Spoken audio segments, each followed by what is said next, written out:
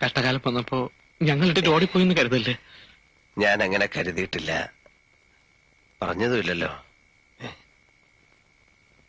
അതെ, ഈ 4 എണ്ണത്തിനോടും എനിക്കൊന്ന് പറയാനുണ്ട്. നിങ്ങൾ ചെവിയിൽ ഓരോന്ന് ഓതി കൊടുത്തത് കേട്ട് ചാടി ഇറങ്ങിയതിന്റെ ഫല ഇപ്പൊ അനുഭവിക്കണേ. ഇനി ഇയാളുടെ ജീവനെടുക്കണോ?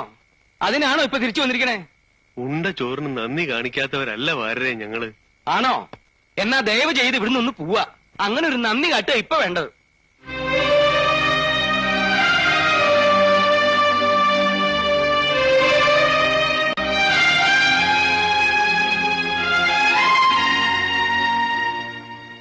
നീലം വീണപ്പോ നമ്മൾ കാവല് വേണമായിരുന്നു. തെറ്റന്നെ നമ്മൾ കാണിച്ചത്. എന്ത് ചെയ്യാനാ, ശേഖരന് പെരട്ടി ബല. എന്നാൽ എത്ര നാളാ ഇരുട്ടിന്റെ മറവറ്റി കഴിയാൻ? തിരിച്ചു കൊടുക്കാൻ കഴിയും പോലെ കൊടുക്കണം, എന്നാലേ നമുക്കിവിടെ ജീവിക്കാൻ പറ്റൂ.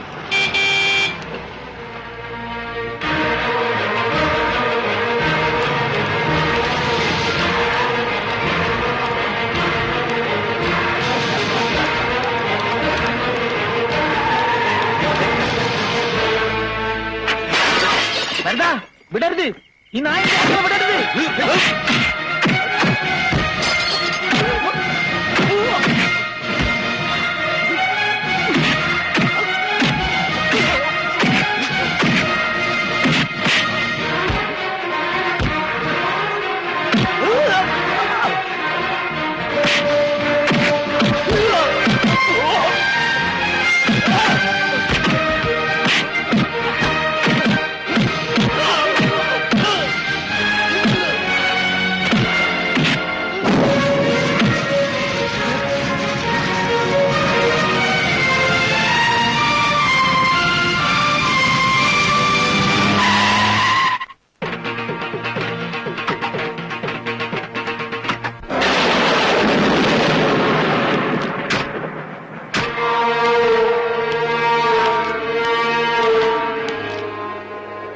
ഒരു കാറ് കത്തിയ അതെനിക്ക് പുല്ല.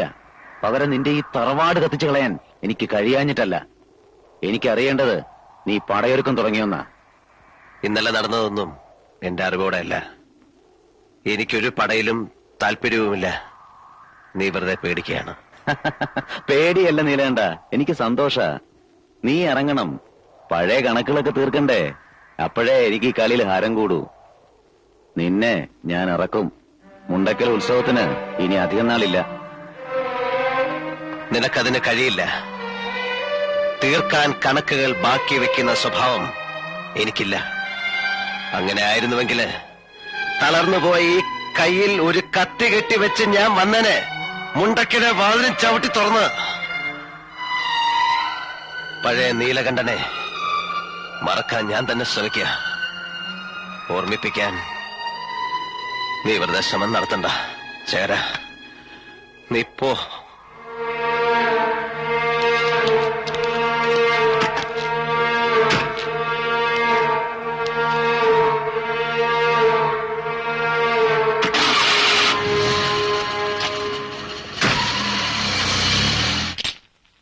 അങ്ങനെ മുണ്ടക്കലെ കൊടി കയറി. കഴിഞ്ഞ കൊല്ലത്തെ ഉത്സവം ഇന്നലെ കഴിഞ്ഞ പോലുണ്ട്. ഒന്ന് നിൽക്കാൻ നേരമില്ല വൈദ്യല്ലേ. ഉത്സവം എത്തിയില്ലേ, എല്ലാത്തിനും കിടന്നോടെ ഞാൻ ഒരാൾ വേണ്ടേ? ഇല്ലാത്ത സഭയുണ്ടാക്കി അച്യുതം വന്നിരിക്കണതേ കാര്യങ്ങൾ ഉറപ്പിച്ച് ഒരു തീയതി നിശ്ചയിക്കാനാ. എന്താ നീ പറയണത്? ഞങ്ങൾ തമ്മിൽ പറയാനുള്ളതൊക്കെ പറഞ്ഞിട്ടുണ്ട്. ഒന്നു മാത്രം അച്ഛൻ പറഞ്ഞിട്ടുണ്ടാവില്ല. തല വെട്ടെന്ന് പറഞ്ഞാലും ഭാനു ഇതിന് സമ്മതിക്കില്ല എന്ന്. അതിന് അച്യുതേട്ടൻ അച്ഛനെ കുറ്റം പറയണ്ട. തെറ്റ് അച്ഛന്റെ അല്ല. ഭാനു, വിവരക്കേട് പറയരുത്. അച്ഛൻ നടക്കുന്നു കരുതിയതും വാക്ക് കൊടുത്തതും അതിലും വലിയ വിവരക്കേടല്ലേ? എടി അഹങ്കാരി, ആലോചിച്ച് സംസാരിക്കണം. നല്ലോണം ആലോചിച്ചിട്ടുണ്ട് എല്ലാം. അതെ അച്ഛാ, എല്ലാം. എന്താ ഇപ്പൊ ഇവിടെ ഇറങ്ങണം ഈ നിമിഷം? അതും അറിയായിരുന്നു. ഒരു പെട്ടി ഞാൻ തയ്യാറാക്കി വെച്ചിട്ട് കുറച്ചു ദിവസമായി. എന്നാ അതെടുത്തോ, എന്നിട്ട് എവിടെ വെച്ചപ്പോ തോന്നുകൂടെ ജീവിച്ചോ? അച്ഛാ, അച്ഛൻ എന്തായി പറയണത്? കുട്ടി മിണ്ടരുത്. വേണ്ട അപ്പുമാമേ, അവൾക്ക് ഇഷ്ടമില്ല അച്ഛാ. പിന്നെ നിർബന്ധിച്ചിട്ടെന്താ? ഇറക്കി വിടൊന്നും വേണ്ട. അച്യുതാ, ഞാനത്ര ഉളുപ്പ് കെട്ടവനൊന്നും അല്ല. നിന്റെ ചോറ ഞാനും ഇവറ്റകൾ ഇവിടെ ഇപ്പൊ തിന്നുന്നേ. കൂട്ടത്തോടെ ഇറങ്ങാൻ നീ ഒരു വാക്ക് പറഞ്ഞാൽ ഞാൻ തയ്യാറാ, സന്തോഷത്തോടെ. അയ്യോ അപ്പുമാമ എന്താ പറയുന്നേ? എന്നാ ഞാനും അവളും കൂടി ഇവിടെ പാടില്ല. പുകഞ്ഞു കൊള്ളി പുറത്ത്. ഭാനുവേച്ചി, വേറെ വഴിയില്ല മോളെ, നീ ഒന്നും പറയരുത്.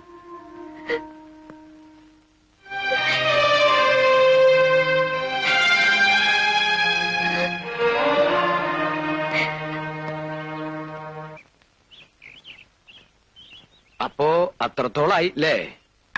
ഇറങ്ങിപ്പോകാൻ അച്ഛൻ തന്നെ പറഞ്ഞു. ആ ഒരു സന്തോഷമുണ്ട്. സ്വന്തം തീരുമാനത്തിൽ ഇറങ്ങിയതല്ലെന്ന് പറയാലോ. സത്യം അതല്ലെങ്കിലും. വരേ, ആ പെട്ടിയും എടുത്തോളൂ. ഇവിടെ ആർക്കും വേണ്ടാത്ത രണ്ട് അനാഥ ആത്മാക്കളുടെ കൂടെ കഴിയാം. വാകുട്ടി, അകത്ത് ഒരുപാട് മുറികളുണ്ട്. ഇനി അടുക്കളയുടെയും കലവറയുടെയും താക്കോല് ഞാൻ അങ്ങ് തരും. എന്നിട്ട് താനങ്ങടാ കാശിക്കോ? അത് മനസ്സിൽ വെച്ചോളൂ. ഇനിയുള്ള കാലം ബാനുവിന്റെ കൈകൊണ്ട് വല്ലതും വെച്ചുണ്ടാക്കി കഴിച്ചിട്ട് ഞാനൊന്ന് സുഖമായിട്ട് കഴിയാൻ പോവാ. അപ്പോ ഇയാളിവിടെ അടുക്കളപ്പണിക്ക് വന്നതെന്നാ തന്റെ വിചാരം? മംഗലശ്ശേരിക്ക് അപ്പുറത്ത് വിശാലമായ ഒരു ലോകം ഭാനുവിനെ കാത്തിരിപ്പുണ്ട്. യാത്ര തുടങ്ങാനാ ഭാനു ഇങ്ങോട്ട് വന്നത്. ചെല്ലു, ഇയാളിങ്ങനെ പല വിട്ടുതരങ്ങളും പറയും. വാര്യരെ അങ്ങനെ പൊട്ടനാക്കല്ലേ. ഇത്തിരി ബുദ്ധിയൊക്കെ എനിക്കുണ്ട്. ഞാനേ കുറച്ചോണം കൂടുതലുണ്ടതാ. ഡിങ്ക ഡിങ്ക. കൂടുതൽ ഉണ്ണുന്നതാണ് ബുദ്ധിയുടെ മാനദണ്ഡം എന്ന് വെച്ചാ തനിക്ക് കുറച്ചൊന്നും അല്ല, കൂടുതൽ തന്നെ ബുദ്ധി. ഡിങ്കി ഡിങ്ക.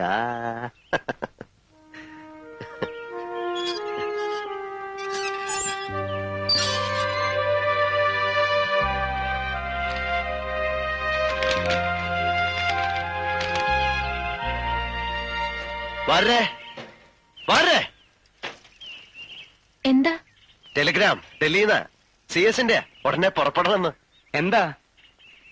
ആരുടെ കമ്പി? ഡൽഹിയിലെ ഭാനുവിന്റെ ഡാൻസ് പ്രോഗ്രാം 16-ാം തീയതി എന്ന് പറയുമ്പോ പിന്നെ എത്തിയില്ലേ? ഇന്ന് 10 നാളെ തന്നെ പുറപ്പെടണ്ടേ? താനിപ്പോ തന്നെ വിട്ടോളൂ. ആ. തൃശ്ശൂരോ ഷൊർണൂരോ എവിടെ വേണേലും പോയി 2 ടിക്കറ്റ് ശരിയാക്ക. ആ. തന്റെ കൂടെ ഇവളെ വിട്ടാലത് ശരിയാവോടോ? വടക്കാഞ്ചേരിക്ക് അപ്പുറത്ത് ലോകം കണ്ടില്ലാത്ത കക്ഷിയാ. 2 ടിക്കറ്റോ? അപ്പോ നീലം വരുന്നില്ലെന്നോ? ഞാനോ? ഞാൻ എന്തിനാ ഈ വടിയൊക്കെ കുത്തിപ്പിടിച്ച്? അത് ബോറാ. എന്നാ പിന്നെ ആരും പോകുന്നു കരുതണ്ട. പിന്നല്ലാതെ. വാശി പിടിക്കല്ലേ, അതിന്റെ ആവശ്യമില്ല. അതാ ഞാൻ. ആവശ്യമുണ്ട്. എവിടെയാച്ചാലും മുൻനിരയിലിരിക്കണം. എങ്കിലും ഞാൻ ചിലങ്ക കിട്ടു. എന്നാ ശരി, ഇനി അതുകൊണ്ടൊരു കുറവ് വരണ്ട. താനും എളുപ്പം ഇറങ്ങി വരേ. ഞാൻ റെഡിയല്ലേ?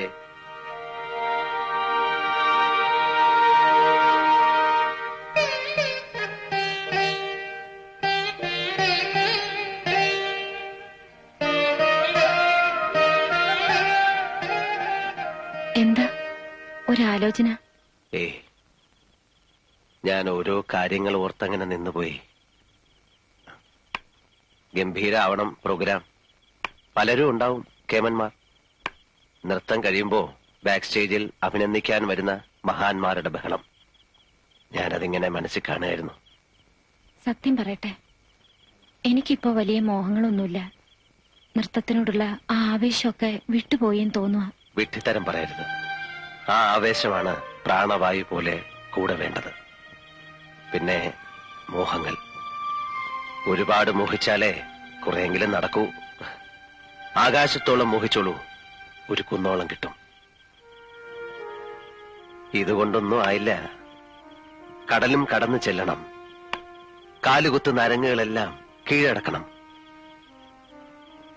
ഇതിനിടെ മറന്നു പോരുതാത്തൊരു കാര്യമുണ്ട്. വിവാഹം. നാടെല്ലാം ആശീർവാദം ചൊരിയാനെത്തുന്ന ഒരു വിവാഹം. അതും കൂടെ എന്റെ ബാധ്യതയാണ്. അതെപ്പോഴും ആവാലോ. ഇത്ര അടുത്തില്ലേ? ഞാൻ കഴുത്ത് കുനിക്കുന്നു, ഒരു ചരടെടുത്ത് ഇങ്ങോട്ട് കെട്ടുന്നു, കഴിഞ്ഞു. ആകാശത്തുനിന്ന് പുഷ്പവൃഷ്ടിയും മംഗളവാദ്യം ഉണ്ടാവും. ഭാനു, അബദ്ധം പറയരുത്. അബദ്ധമല്ല, മനസ്സിൽ എന്നോ നിശ്ചയിച്ചുറപ്പിച്ചതാണ്. നടക്കില്ല, നടക്കാൻ പാടില്ല. ഭാവിയുടെ വാതിലുകൾ മുമ്പിൽ തുറന്നു കിട്ടുമ്പോ വഴിമുടക്കുന്ന കാര്യമാണോ ചിന്തിക്കുന്നത്? വഴി തുറന്നു തരുന്ന ആളെങ്ങനെ വഴിമുടക്കിയാവും? എനിക്കതിനുള്ള അർഹതയില്ല കുട്ടി. എന്ന് ഞാനാ പറയേണ്ടത്. നിനക്കറിയില്ലേ, എന്റെ ഇഷ്ടത്തിന് വഴങ്ങുന്ന ശരീരം പോലും എനിക്കില്ല. പിന്നെയുണ്ട് ഒരുപാട് കാരണങ്ങൾ. എനിക്കതിന് മാത്രമുള്ള വിലയില്ല. അതാണോ കാരണം? ഒരുപാട് കൂടുതലാണ്. നിനക്കറിയാൻ പാടില്ലാത്ത സത്യങ്ങളുണ്ട്. എന്റെ ജന്മം തന്നെ. അരുത്, ഒന്നും പറയരുത്. അമ്മയെ കാണാൻ പോയി തിരിച്ചെത്തിയ രാത്രി അന്ന് ഞാൻ ഉറങ്ങിയിട്ടുണ്ടായിരുന്നില്ല.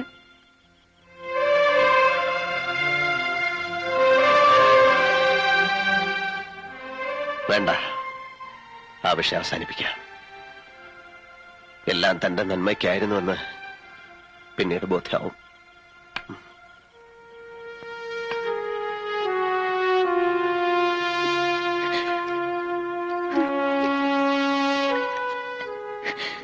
കുട്ടിയുടെ നന്മയെ കരുതിയാവും.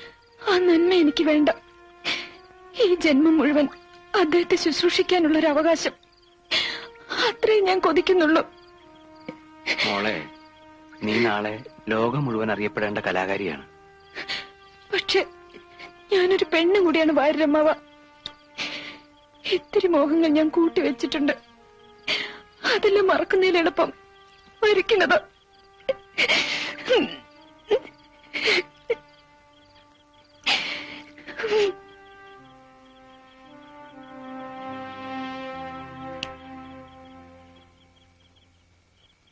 ഉറങ്ങിയില്ലേ? ഇല്ല.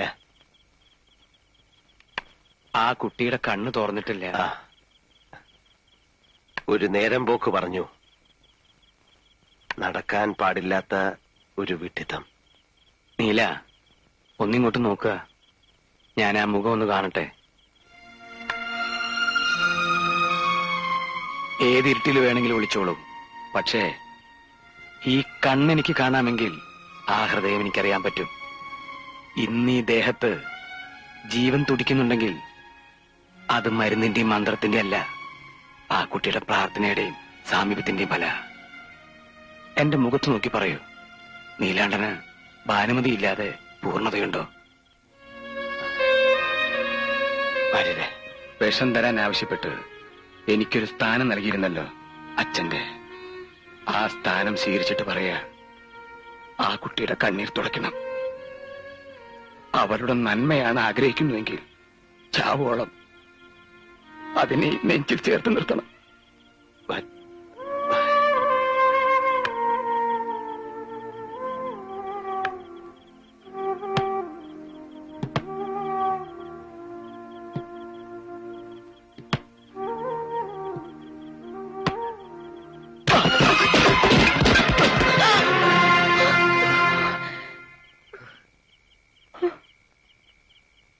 മനസ്സിടറി.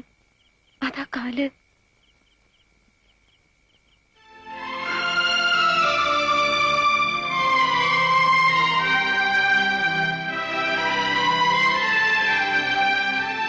പുണ്യമാണ് നീ, കോടി പുണ്യം.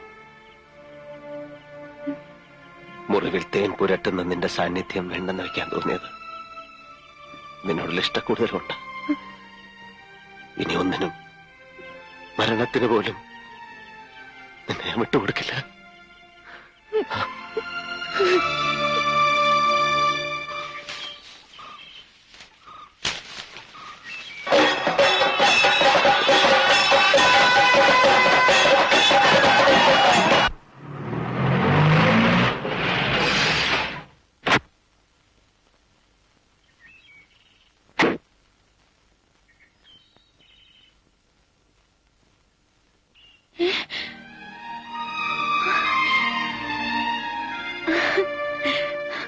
മോളെ. ബാനുജി, ഇന്ന് രാവിലെ എന്റെ കല്യാണമായിരുന്നു. ഞാൻ ഒരുപാട് പറഞ്ഞു നോക്കി അച്ഛനോട്. ചേച്ചി വന്നൊന്ന് കാണാൻ കൂടെ സമ്മതിച്ചില്ല. ചേച്ചി ആഗ്രഹിച്ച അച്യുതേട്ടൻ എന്തൊരു വെട്ടിയാ, മൂപ്പർക്ക് എന്തുകൊണ്ടും ചേരുക ഞാനാന്ന് ഓർക്കണ്ടായിരുന്നു. മോളെ, അച്ഛന് സമാധാനായി. ഇനിയൊരു കുടിയൊഴിപ്പിക്കൽ ഉണ്ടാവില്ലല്ലോ. പോരെങ്കിൽ ഇപ്പോ മരുവിന്റെ വീടും സ്വത്തും നോക്കി നടത്തുന്ന എന്റെ അന്തസ്സും.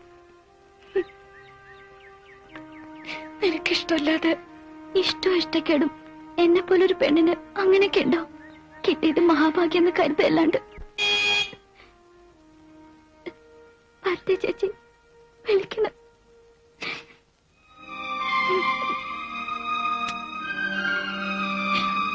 മോള് എന്തെങ്കിലും വിശേഷങ്ങൾ ഉണ്ടാകുമ്പോ എന്നെ അറിയിക്കാൻ മറക്കരുതേ ചേച്ചി.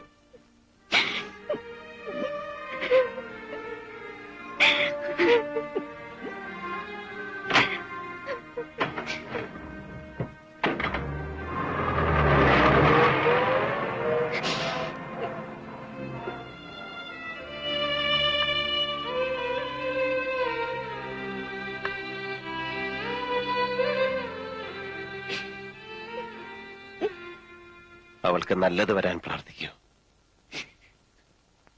എന്റെ അനിയത്തി. അരുത്, കരയരുത്. ചെല്ലു, ഒരുക്കങ്ങളെല്ലാം തീർക്കണ്ടേ? മനസ്സിലിനി ഇന്നത്തെ യാത്ര മാത്രം, അതേ പാടുള്ളൂ. എനിക്ക് അച്ഛനെ ചെന്നൊന്ന് കാണണം. ശാപം ഏൽക്കാതിരിക്കാൻ ആ കാലിൽ തൊട്ടൊന്ന് നമസ്കരിക്കണം. കാണുന്നതേ ചതുർത്ഥിയായിരിക്കും എന്നറിയാം. എന്നാലും എന്നാ വേഗം വേണം, സമയമില്ല. എനിക്കിത്തിരി ധൃതി കൂടുതലുണ്ടല്ലേ, ഒരു എക്സൈറ്റ്മെന്റ്. ചെല്ലേ.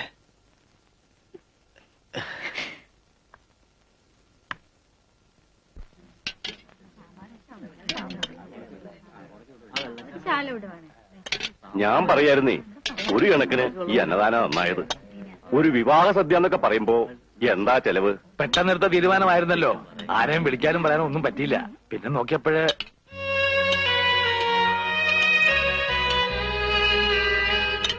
എനിക്ക് എന്റെ അനിയത്തിയുടെ കല്യാണം കാണാൻ പറ്റില്ല. അതിന്റെ പേര് കിട്ടുന്ന ഒരു പിടി ചോറ് അത് ഞാൻ തിന്നോട്ടെ അച്ഛ. അച്ഛന് വെറുപ്പാണെന്നറിയാം. യാത്ര പറയാനും അനുഗ്രഹം വാങ്ങാനുമാണ് ഞാൻ വന്നത്. ഞാനിന്ന് പോവാണ്. അച്ഛൻ മറന്നു കഴിഞ്ഞ ആ പഴയ സ്വപ്നം ശപിക്കരുത് അച്ഛ. അച്ഛന്റെ ഭാനു തെറ്റൊന്നും ചെയ്തിട്ടില്ല. അച്ഛനൊന്നും മറന്നതല്ല മോളെ. വിധി അച്ഛനെ മോളെയൊക്കെ മാറ്റിയതാ. ശപിക്കാൻ അച്ഛന് കഴിയുമെന്ന് തോന്നുന്നുണ്ടോ കുട്ടിക്ക്?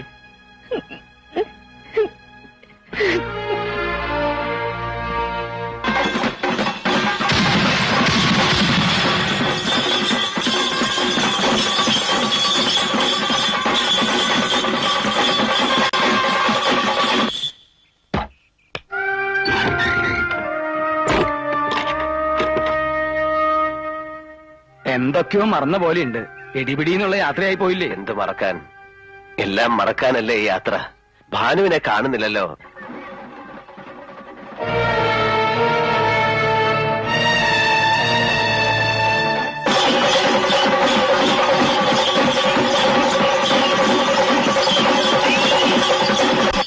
എന്താ ഭാരതി ഭാനു കാണിച്ചത്? വണ്ടി മിസ്സാവുമല്ലോ. എന്റെ ഈശ്വര, ഈ കുട്ടിക്ക് എന്താ പറ്റിയത്? നീല,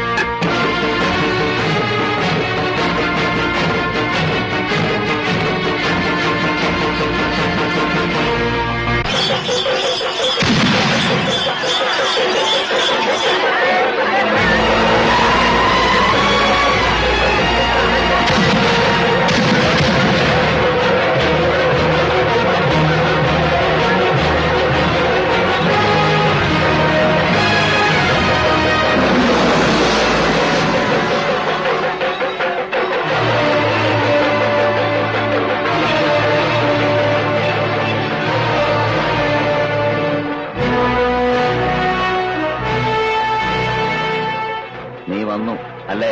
ശേഖരാ, ഭാനുമതി അവളെ ഒന്നും ചെയ്യരുത്. എന്ത് ചെയ്യാൻ? അത്തരത്തിലൊരു ഊച്ചാളി അല്ലടാ ശേഖരൻ.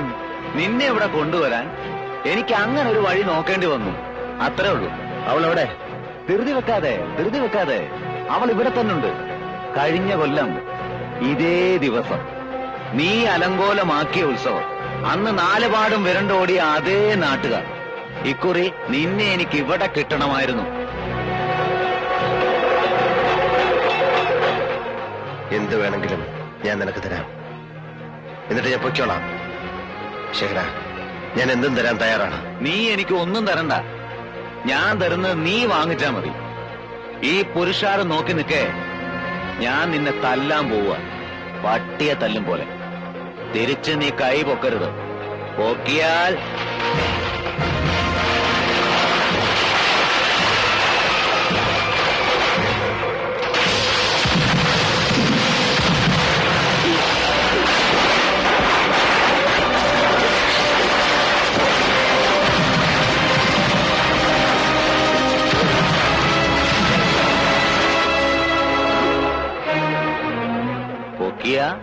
വെടിമരുന്ന് പോലെ കത്തും. അവളുടെ കരച്ചില് പോലും പിന്നെ നീ കേൾക്കില്ല. നീലകണ്ഠനെ ശേഖരൻ ജയിക്കുന്നതിന് ഈ ആളുകൾ മുഴുവൻ സാക്ഷിയാവണം. എന്നാലേ എന്റെ കലി തീരൂ.